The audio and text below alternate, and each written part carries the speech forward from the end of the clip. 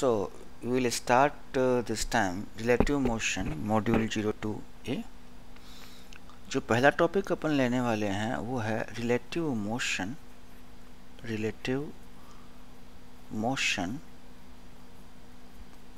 Between two projectiles, दो projectiles के बीच में रिलेटिव मोशन। ठीक है, तो हम देखते हैं कि एक प्रोजेक्टाइल मोशन तो ये है, आपने एक पार्टिकल है इसको u1 वेलोसिटी से थ्रो किया, एंगल ऑफ जो आपका प्रोजेक्शन था वो अल्फा है, ये एक्स एक्सिस है, ये वाई एक्सिस है, ये प्रोजेक्टाइल नंबर 1 है। This is your projectile number 2। X axis y axis, इस पर आपने u2 वेलोसिटी से फेंका है, एंगल ऑफ प्रोजेक्शन कितना है बीटा। अब आप देखिए u1x कितना होगा, that is u1 cos alpha, u1y कितना होगा u1 sin अल्फा, a1x कितना होगा 0, a1y कितना होगा -g। यहाँ पे u2x कितना होगा u2 cos बीटा, u2y कितना होगा u2 sin अल्फा, a2x कितना होगा 0, a2y कितना होगा -g। एक चीज़ देखिए, अगर मैं इसका और इसका रिलेटिव एक्सेलरेशन निकालूं तो वो कितना आएगा sir, -g minus of -g कितना आ जाएगा sir 0। So relative acceleration between 1 and 2,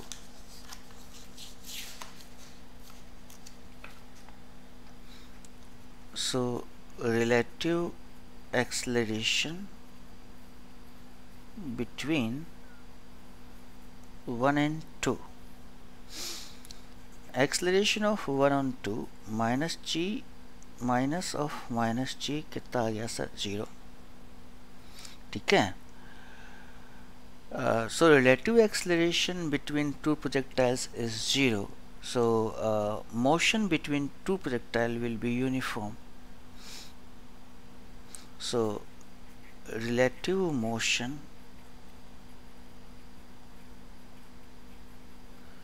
between two projectiles will be uniform। ठीक है, हम ये भी निकाल सकते हैं कि along the x axis relative velocity क्या होगी, along the y axis relative velocity क्या होगी।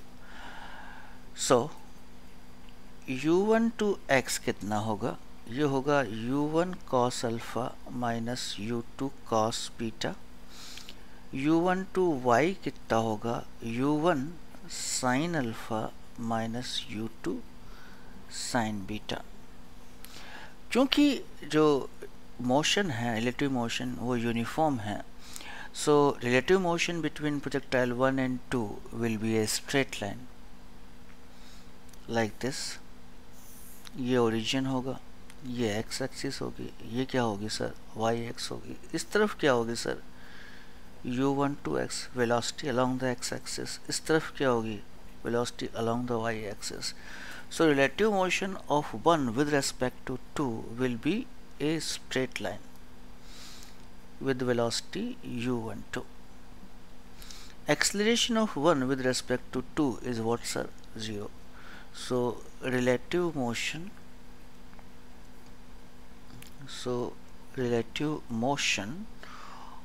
of 1 with respect to 2 is a straight line, at angle tan theta equals to u1 to y upon u1 to x।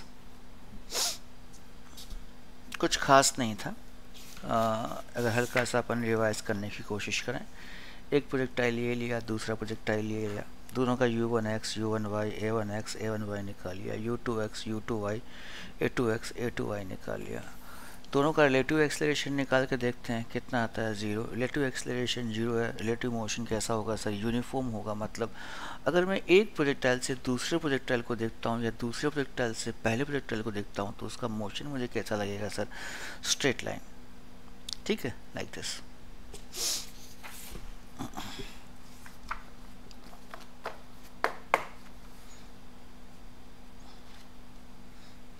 Next is condition of collision of two projectiles। दो projectiles हैं, उन दोनों के collision की condition. अच्छा, अपने को ये पता है कि दो प्रोजेक्टाइल्स के बीच में जो रिलेटिव मोशन होता है वो यूनिफॉर्म होता है। मतलब एक प्रोजेक्टाइल से अगर मैं दूसरे प्रोजेक्टाइल को देखूं तो वो हमेशा कैसा होगा sir, straight line. Now the particle will collide in air if relative velocity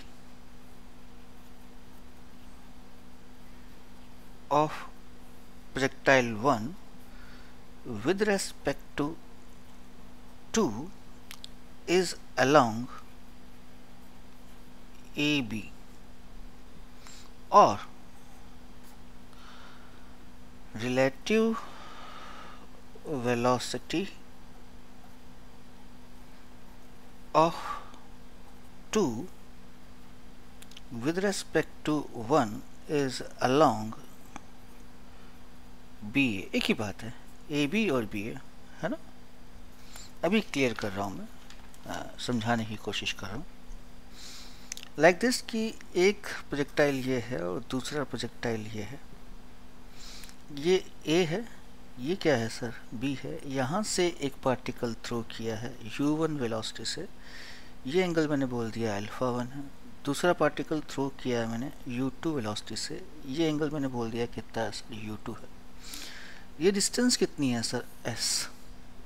ये डिस्टेंस कितनी है सर, s। ये कितना बोल दिया सर, h1 है। ये कितना बोल दिया सर, h2 है।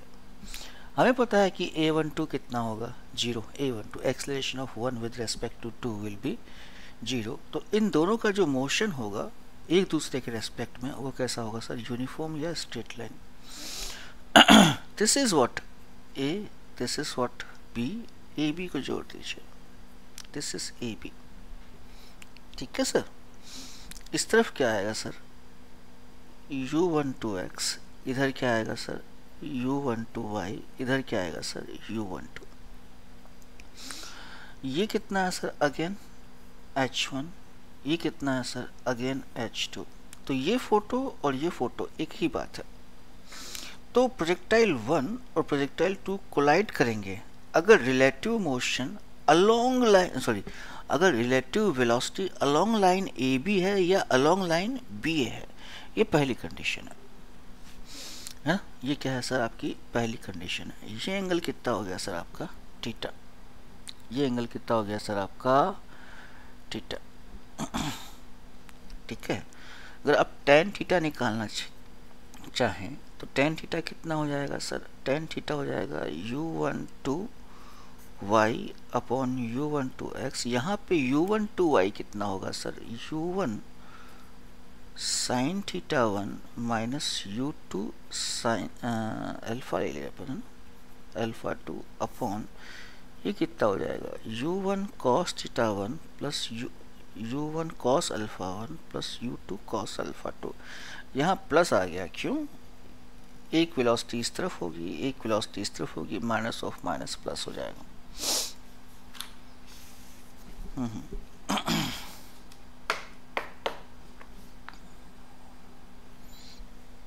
ठीक है।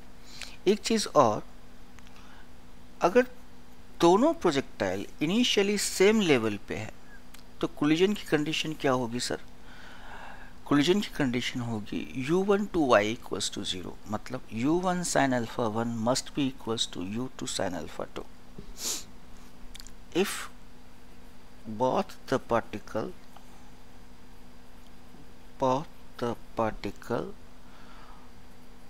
are initially at same height,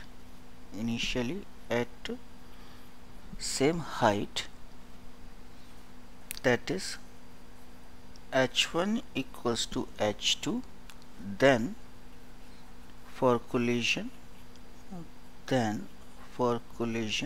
u1 to y must be equals to 0. ज़रूरी है. इसका मतलब क्या हो गया sir? u1 sin alpha 1 must be equals to u2 sin alpha 2.